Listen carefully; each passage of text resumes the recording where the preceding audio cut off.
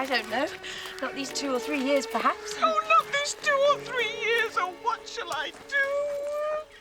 And Mr. Bennet so cruel as to refuse to take us into the North Country. I should refuse to go in any case. Oh, hold your tongue, girl. Who asked you?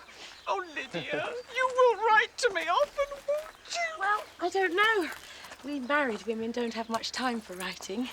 My sisters may write to me. They will have nothing better to do, as I shall. Oh, Lydia. Oh, Mr. Wickham, take care of my girl. I shall, Mum, to the very best of my ability. And thank you, Mum, and to you, sir, for your continued and unstinting kindness and hospitality. And to you, my dear sisters-in-law. And now as dear to me as sisters ever could be. But the carriage awaits. Duty and honor call me to the north.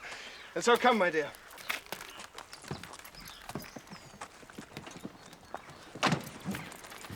Let us say not farewell, but as the French have it, au revoir.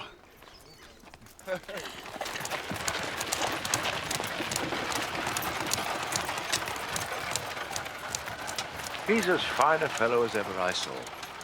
He simpers and smirks and makes love to us all. I'm prodigiously proud of him. I defy even Sir William Lucas himself to produce such a son-in-law.